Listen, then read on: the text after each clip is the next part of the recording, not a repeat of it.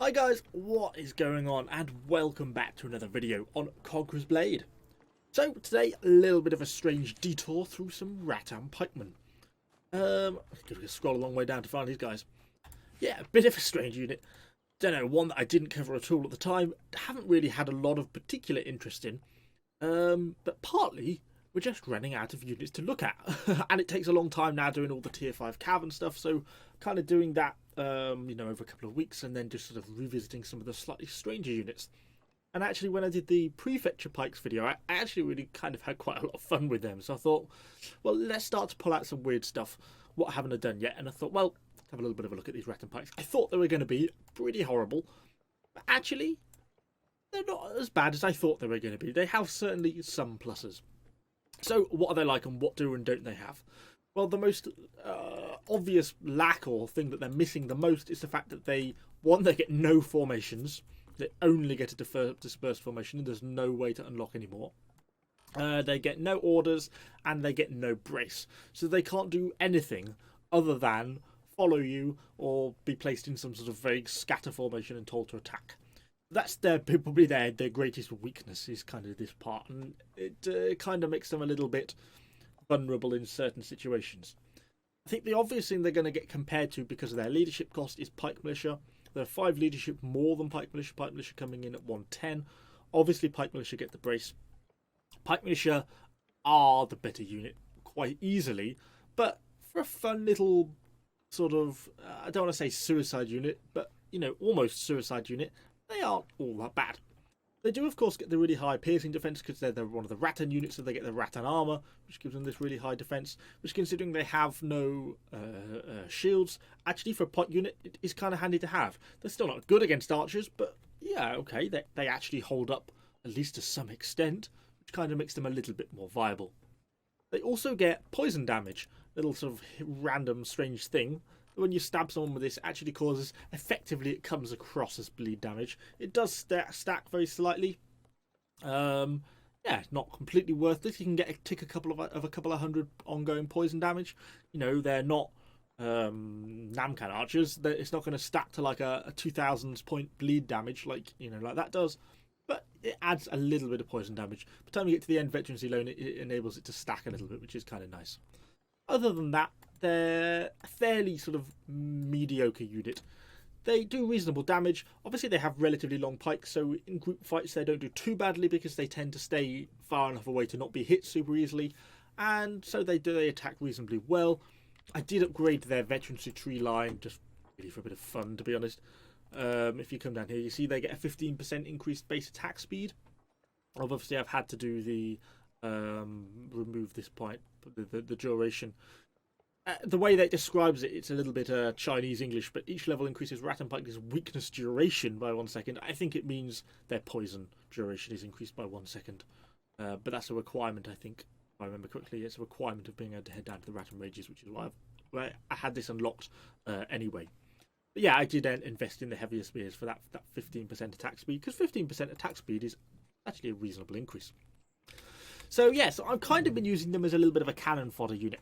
So I kind of want to look at them, 2 little clips now.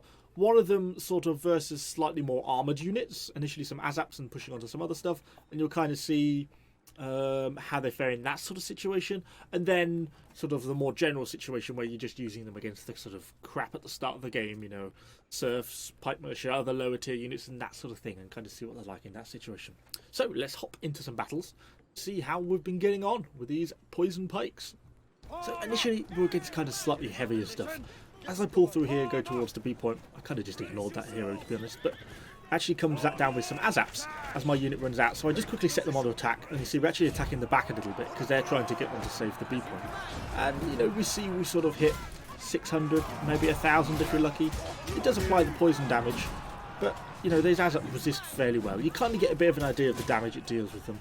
When we have sort of overwhelming numbers against them like that, they can kill them even with their counter strikes.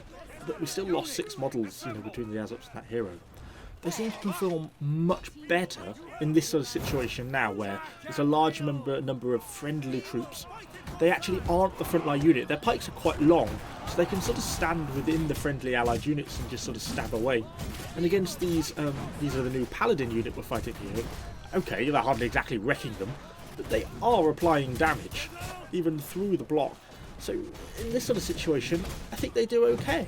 As soon as they can sort of land hits, and we're not really losing any units here, well, not very many, because they can hit from the friendly units. And that sort of seems to be, I found, particularly against more armoured units where, you know, you're at a significant disadvantage. If you can stay inside a friendly unit, then actually you can kind of apply, okay, that's not good damage, but decent damage with relative safety because of the fair length of the pikes. So we cleared through that stuff, cleared through the ASAP, cleared through the paladins, and we're now kind of on the point.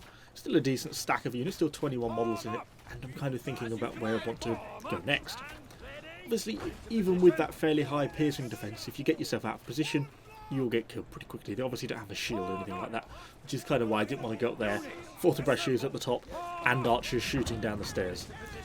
We just managed to avoid that fire drop. More luck than judgment. But my teammates kind of, I think that sort of made them hesitate a little bit. So I didn't want to just come up here on my own.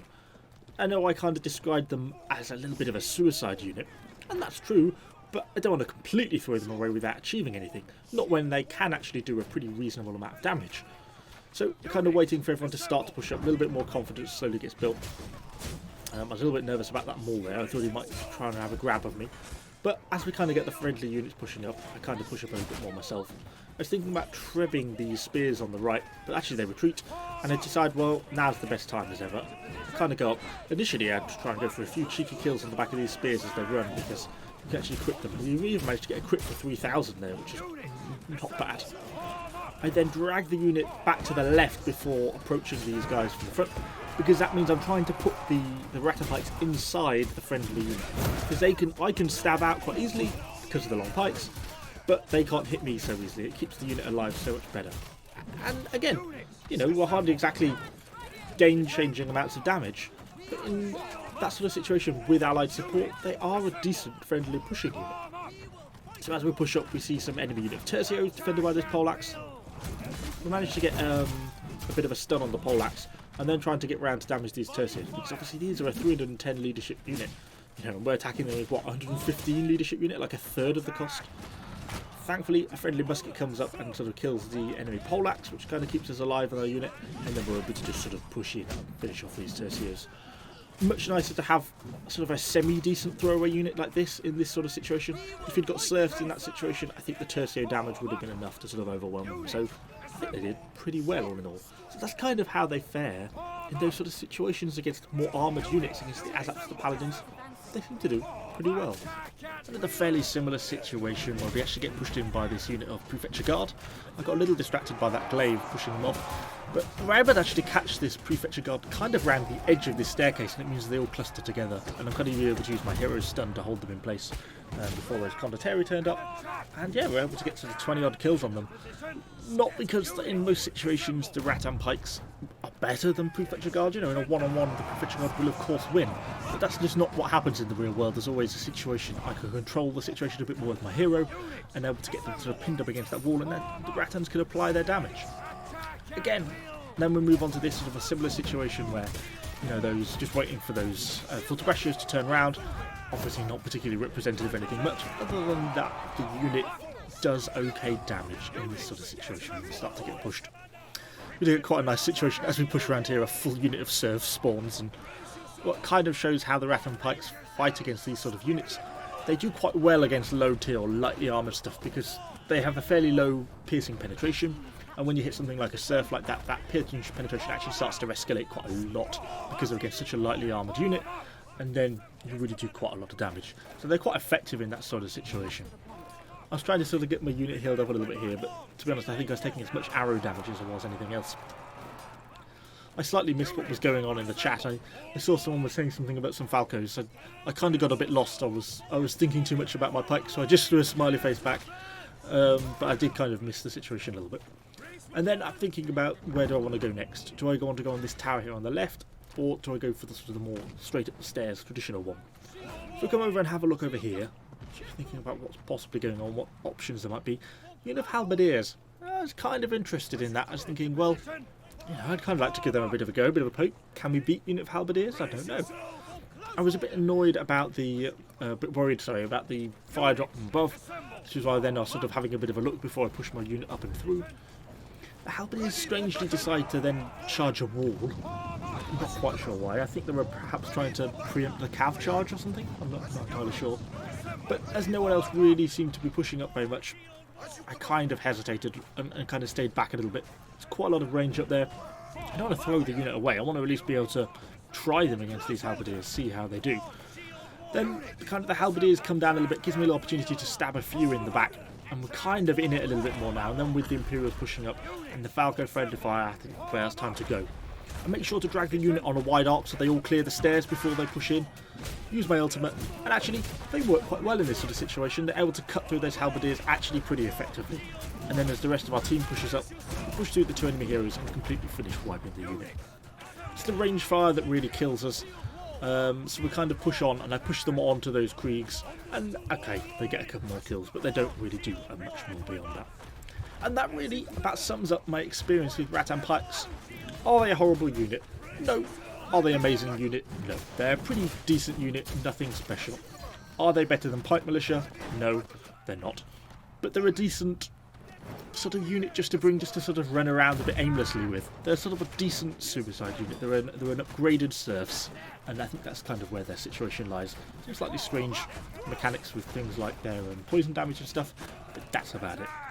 Anyway, hope you kind of like my little review of the Rattan Pikes. Do let me know what you think in the comments down below. Of course, subscribe to the channel for lots more Conqueror Blade content. Thanks for watching, guys, and I shall see you all on the next video.